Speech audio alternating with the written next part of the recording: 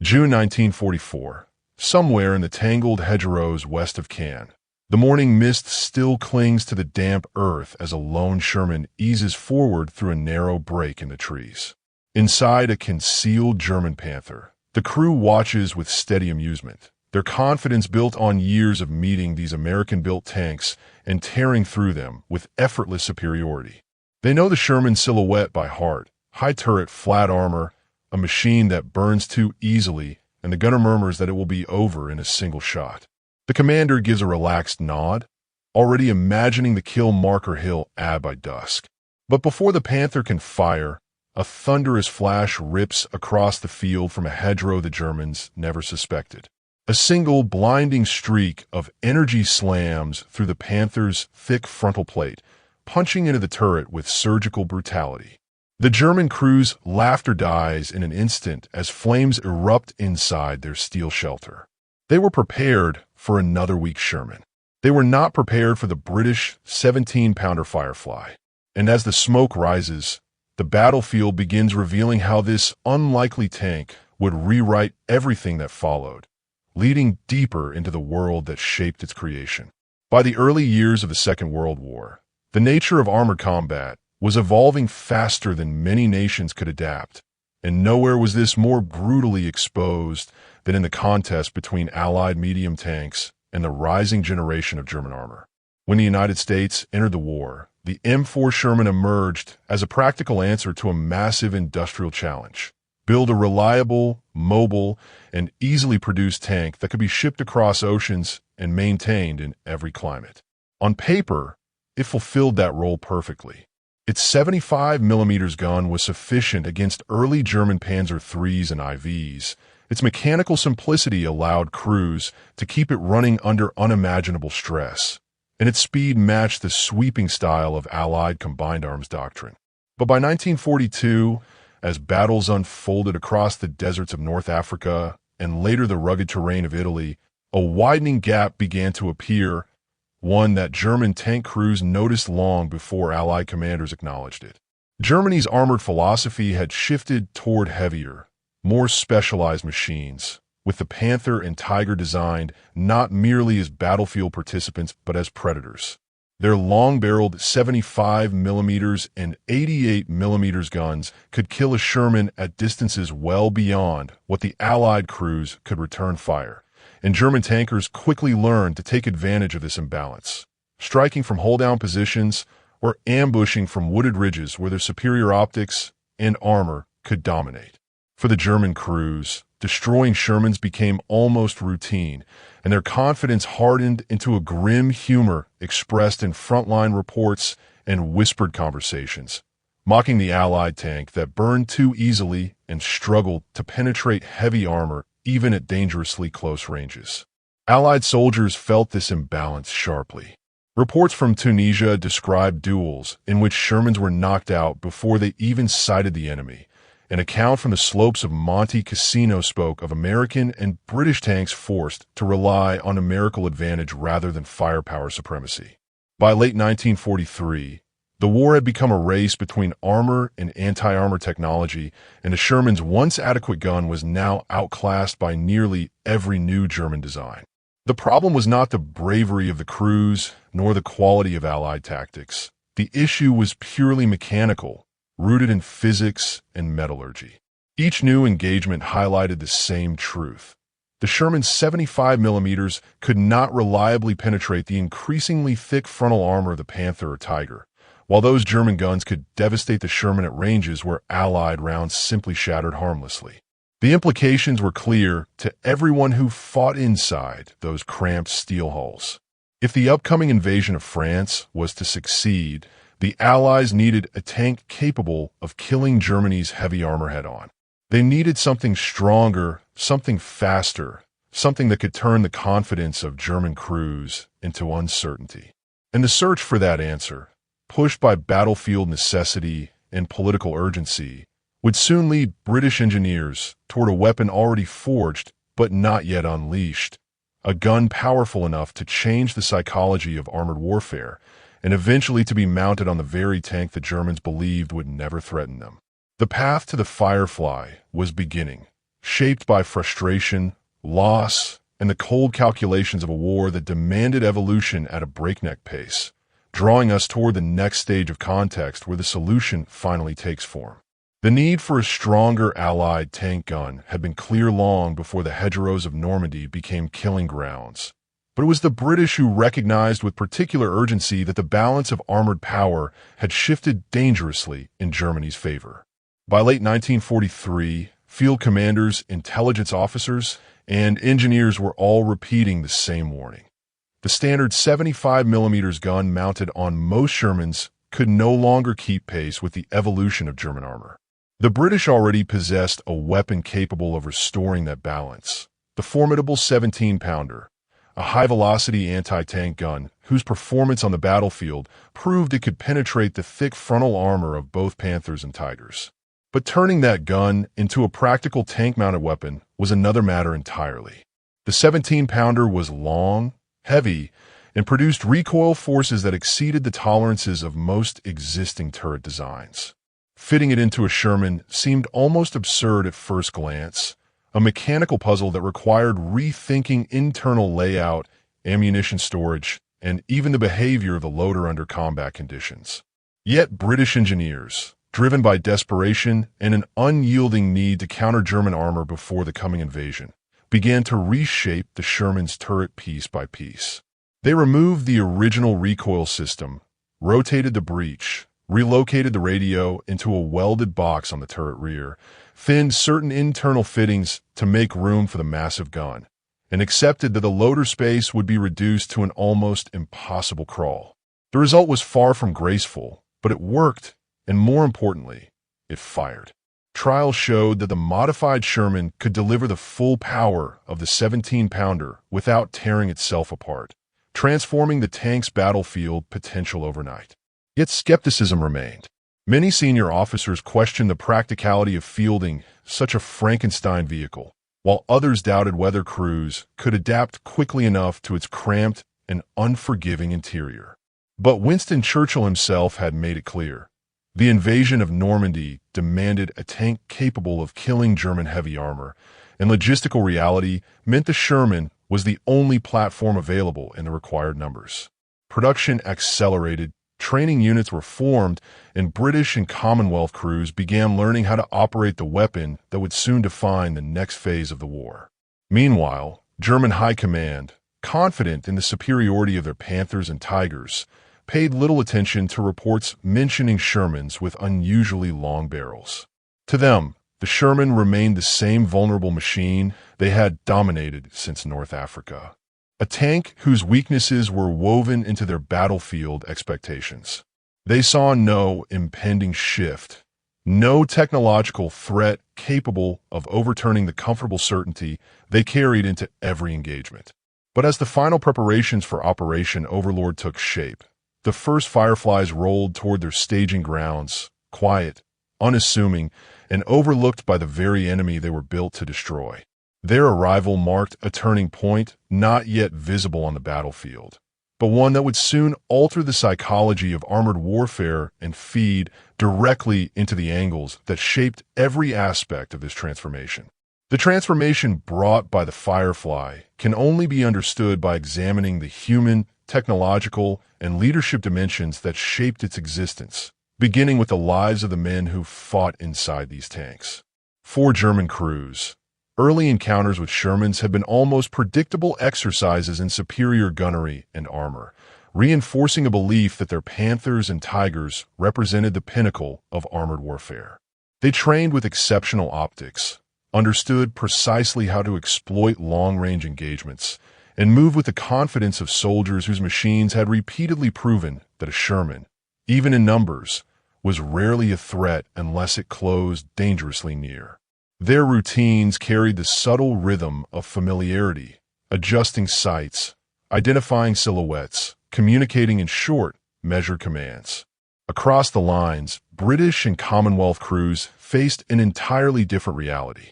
The Sherman's reliability gave them mobility, but its vulnerability weighed heavily on every decision they made in combat. Many crews entered the war knowing friends or relatives who had died in tanks that caught fire too quickly or whose guns could not pierce the armor they faced. So when the first Firefly conversions arrived, crews did not merely see a new gun. They saw a lifeline, a rare and overdue equalizer that shifted the emotional tone inside the turret. The enormous breach cramped the loader's space to the point where bruised ribs and scraped knuckles became routine. Yet crews embraced the discomfort because they understood what the 17-pounder meant: a chance to strike first, to fire back, to no longer be the hunted in every armored duel. That emotional pivot intertwines directly with the technological angle, for the Firefly's power did not lie in its chassis, but in the astonishing performance of its gun. The 17-pounder was a weapon defined by raw velocity, capable of punching through a Panther's frontal glacis at ranges where the standard Sherman could do little more than leave scorch marks. To make the weapon function inside the turret required a series of innovations that reflected engineering improvisation at its most daring. The recoil system had to be modified. The breech rotated sideways to allow the loader space to work, and even the ammunition, long, heavy, and unwieldy, required new handling methods. The Firefly retained the Sherman's engine, tracks, and armor, meaning that it did not suddenly become a heavy tank, but its firepower elevated it into a different category entirely. German crews, relying on recognition from distance, often failed to distinguish Fireflies from regular Shermans until the long barrel revealed itself, usually seconds before impact. This interplay of engineering ingenuity and battlefield necessity leads naturally into the leadership decisions that shaped the Firefly's deployment. For many in the British High Command, the arrival of the Panther on the Eastern Front and the growing presence of the Tiger in Western theaters signaled that the Allies were dangerously behind in tank development. British armor doctrine had long emphasized mobility, flexibility, and the principle that tanks should support infantry rather than compete in duels against heavier machines. But by late 1943, commanders like General Montgomery understood that the invasion of France would be met by German armored counterattacks aiming to throw Allied forces back into the sea. Without a weapon capable of stopping Panthers and Tigers, no amount of bravery or maneuver could compensate for the Sherman shortcomings. Fielding the Firefly was therefore not a matter of preference but of survival. Yet leadership also had to consider production realities. Fireflies could not replace all Shermans, and their numbers would always be limited. This led to a tactical doctrine that placed one Firefly in each troop, usually accompanied by 3 standard Shermans, allowing British armored units to maintain mobility while gaining the ability to destroy German heavy armor when the decisive moment arrived. These decisions, born of urgency, engineering compromise, and battlefield experience, set the conditions for everything that followed, shaping the reactions of friend and enemy alike and leading directly into the second set of angles that emerge when German forces finally encounter this unexpected equalizer. From the moment Fireflies entered combat in Normandy, the German perception of Allied armor began to shift in ways that would have seemed unthinkable only months earlier, forming the foundation of the enemy angle that defined the next stage of the war. German crews initially dismissed reports of Shermans knocking out Panthers from the front, attributing such claims to battlefield confusion or exaggeration from retreating infantry. But as more Panthers and Tigers were found destroyed by a single clean penetration, often from distances the standard Sherman could never reach, officers began marking these wrecks with quiet unease. The long barrel that identified the Firefly soon became a symbol of danger. Its silhouette, once overlooked among the more numerous Shermans, suddenly commanded the full attention of German gunners. Veteran tank commanders warned their crews that any Sherman sporting an extended gun tube must be targeted first, a reversal of the battlefield hierarchy that had once placed German heavy tanks in positions of absolute confidence. Yet even as German crews adapted, the tactical angle reveals how the Firefly reshaped Allied armored operations in a subtler, more decisive manner. One Firefly per troop meant that British armored formations could mask their true capabilities, drawing German tanks into ambushes or baiting them with standard Shermans before the Firefly delivered a killing shot. Commanders began positioning Fireflies hull down behind hedgerows, crossroads, and farm walls, using their range to break up German counterattacks before they could gather momentum. In many engagements, the Firefly's presence forced German units to change their entire approach, halting long-range duels and instead seeking flanking routes where they could avoid exposing their frontal armor to the deadly 17-pounder. This shift disrupted the fluidity of German armored maneuvers and eroded the predictability on which many of their tactical advantages had relied. At the same time, the Firefly generated a moral and survival angle that profoundly affected the men who operated it. For Allied crews, stepping into a Firefly meant accepting both empowerment and heightened danger. German tankers and anti-tank teams quickly learned to prioritize Fireflies above all other Allied vehicles, making their crews targets of special interest. Within a troop, the Firefly became both shield and beacon, the vehicle that could kill the enemy giants, but also the one that drew the first and fiercest fire. Many Firefly crews endured the emotional burden of knowing that their survival depended on staying hidden until the decisive shot, for exposure meant immediate retaliation from German guns or infantry armed with Panzerfaust stalking the hedgerows. Yet despite the constant pressure, the sense of purpose among Firefly crews was unmistakable. For the first time, they carried a weapon that could match or exceed the enemy's armor, giving them a psychological footing long denied in earlier campaigns. Each successful strike reinforced the belief that innovation and determination had finally closed the gap that cost so many lives in North Africa and Italy.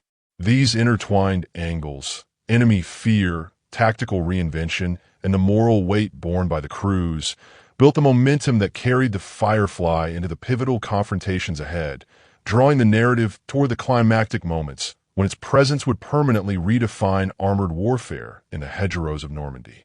By late June 1944, the hedgerows of Normandy had become a labyrinth of ambushes, close-quarters duels, and brutal standoffs where visibility rarely extended beyond a few dozen meters. Yet even in this claustrophobic terrain, the Firefly began carving out a reputation that spread through German armored divisions with unsettling speed. The first signs appeared in scattered reports from the 12th SS Panzer Division, whose Panthers advancing toward British positions near Normandy and Bessin were struck at ranges they believed no Sherman could achieve. What began as isolated incidents soon turned into patterns. Panthers knocked out with single hits to the glassy plate, Tigers disabled by penetrations through their thick mantlets, and veteran German commanders admitting that a new gun must be at work. The most famous moment of this turning tide unfolded west of Caen, where a British tank troop, concealed along a narrow sunken lane, waited for a column of German armor moving to reinforce positions threatened by Operation Epsom. As the Panthers rolled forward in tight formation, their engines rumbling through the oppressive summer heat, the troop commander held his position, allowing the enemy to commit fully to the kill zone. When a lead Panther exposed its flank, the Firefly gunner braced in his cramped position, breath steady. I fixed through the borrowed British optics, squeezed the trigger. The 17-pounder's report shattered the stillness, its high-velocity round streaking down the lane and punching through the Panther's side with devastating precision. Flames blossomed instantly, and the German column lurched to a halt. The Firefly fired again, striking the second tank before its gunner could even traverse his turret. Confusion spread as crews bailed out or desperately tried to reverse in the tight, hedgerow-lined path, turning the road into a bottleneck of steel and smoke. For the first time in Normandy, German armored units found themselves on the receiving end of ambushes that neutralized their long-range advantage and exploited their vulnerability in confined terrain. Even more telling was the reaction of German infantry accompanying the tanks. Many had been conditioned to expect Allied armor to fail under the first salvo of German fire. Yet here they watched their own heavy tanks burn before they could bring their guns to bear. By the time the fighting subsided, the British troop had withdrawn intact, while the German column lay crippled along the lane, a stark testament to what the Firefly could achieve when positioned with discipline and restraint. These engagements, and dozens more like them across the Norman countryside, revealed a new dynamic that even German commanders could not ignore. The supremacy of the Panther and Tiger was no longer assured, their psychological edge dulled by the realization that somewhere among the mass of Shermans lurked a tank capable of killing them outright. And as the battles intensified through late June and early July, the Firefly's presence began shaping German expectations, forcing adjustments that hinted at the decisive confrontation still to come, moments when the balance of armored warfare in Normandy would shift forever. The full impact of the Firefly's arrival became unmistakable in the fighting that erupted around Caen to Kremsnil in early August 1944, with a rolling field south that can set the stage for one of the most decisive armored showdowns of the Normandy campaign. The German counterattacks aimed at halting the Allied push toward Falaise depended heavily on the remaining Panthers and Tigers of the 1st SS and 12th SS Panzer Divisions, many of them veterans of the Eastern Front who had survived years of brutal tank combat. They advanced with the confidence of crews who believed their armor still ruled the battlefield. Yet hidden among the wheat fields and orchards, British and Canadian tank units had positioned their Fireflies at carefully chosen vantage points, hull down behind rises in the terrain or tucked against the edges of farm walls where the long 17-pounder barrels were the only hint of their lethal presence.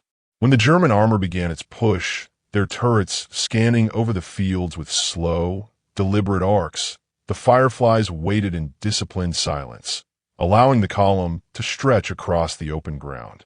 It was at that moment that a Canadian Firefly, commanded by Lieutenant G.K. Henry of the Sherbrooke Fusiliers, spotted a Tiger easing into view along a shallow crest. The gunner steadied his aim, knowing that German optics would spot the long barrel if he hesitated even a second too long.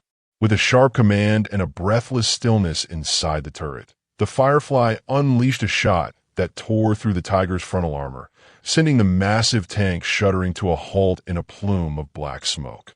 The sudden destruction of the lead tank threw the German formation into disarray, and as they attempted to fan out across the fields, more Fireflies opened fire from concealed angles. Panthers that tried to wheel around to face the threat found themselves exposed to flanking fire, their thick armor useless against the velocity of the 17-pounders APCBC rounds.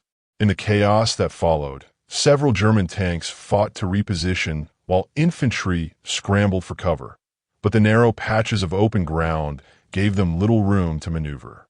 One Firefly, positioned behind a hedgerow near a sunken lane, fired repeatedly into the side armor of a Panther that never managed to locate its attacker, each impact collapsing its internal mechanisms until flames consumed the turret.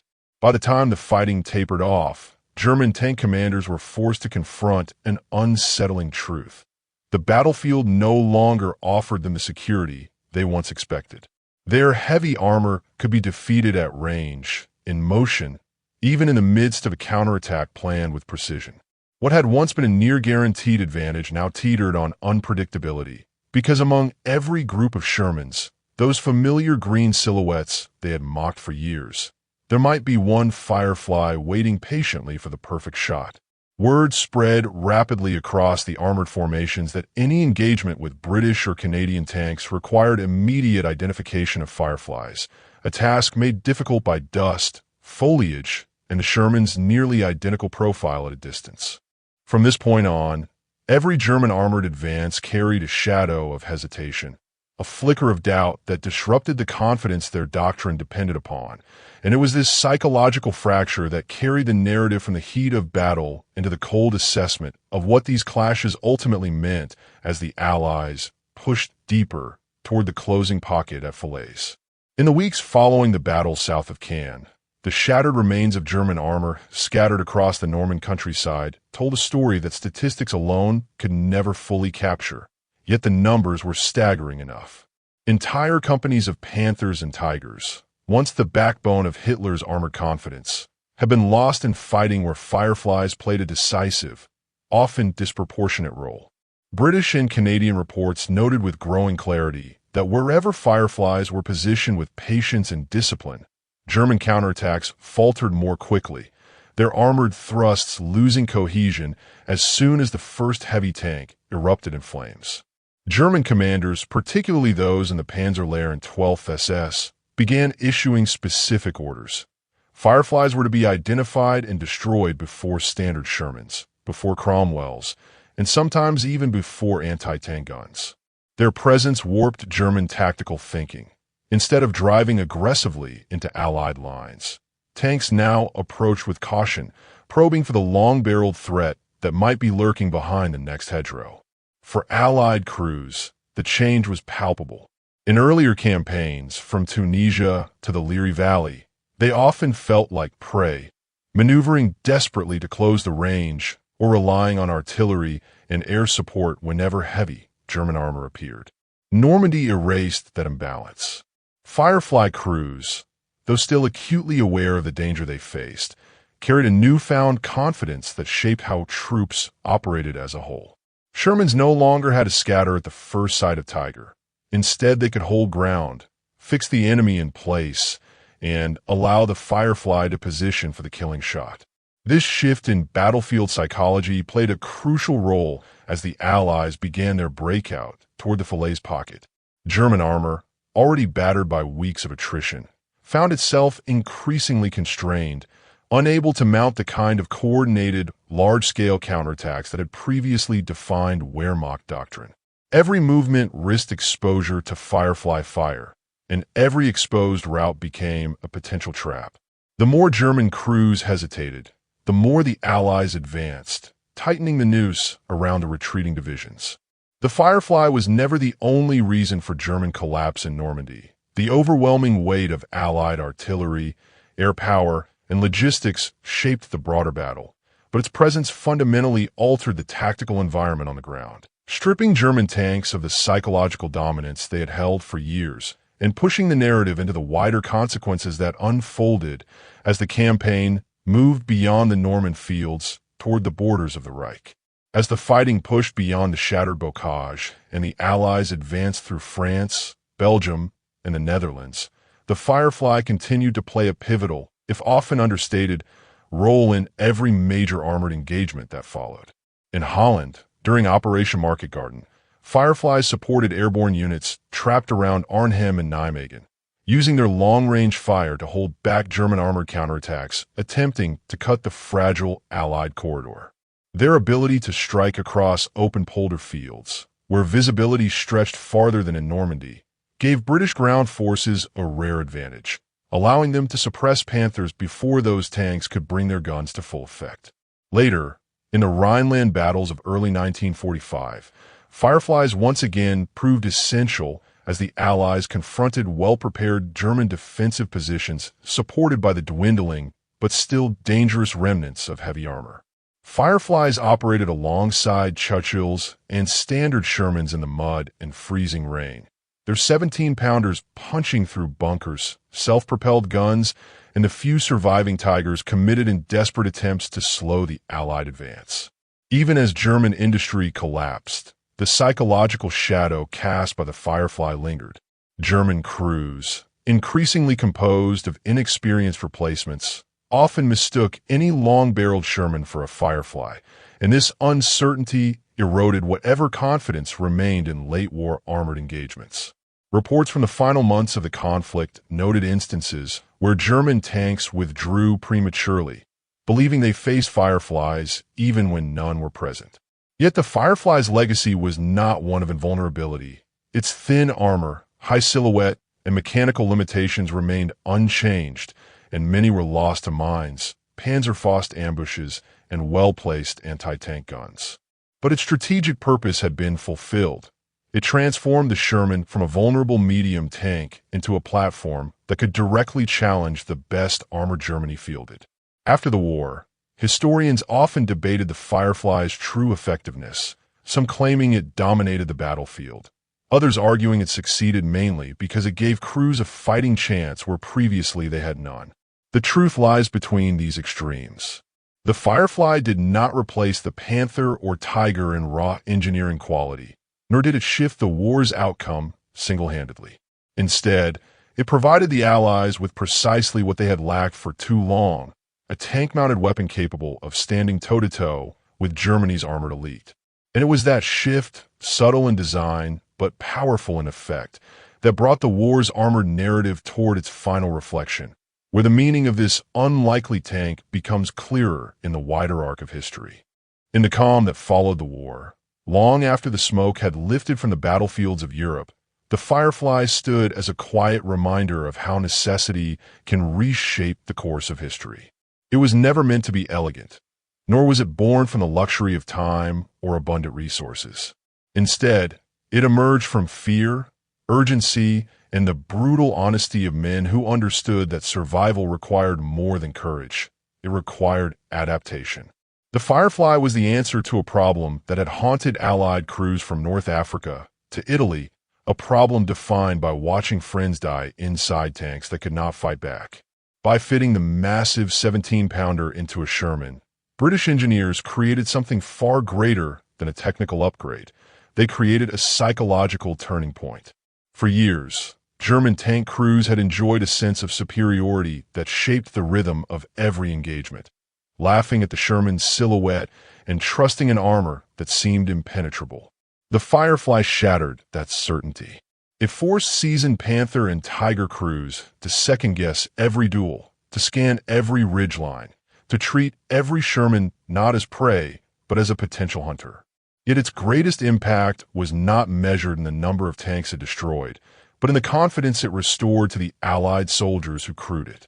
The Firefly gave them the ability to strike back, to face the battlefield with a sense of equality long denied, and to fight knowing their fate no longer depended solely on luck or overwhelming numbers. In this way, the Firefly became a symbol of wartime innovation, a reminder that even a machine born from compromise can alter the trajectory of a campaign. And though history often celebrates the grand strategies and sweeping offensives that ended the war, the Firefly story lives on in the quieter truth that sometimes the smallest shift in capability, the slightest change in balance, is enough to turn fear into momentum. It remains one of the great ironies of the Second World War that the tank once dismissed as weak became the one that forced Germany's finest armor to respect, to hesitate, and ultimately to yield.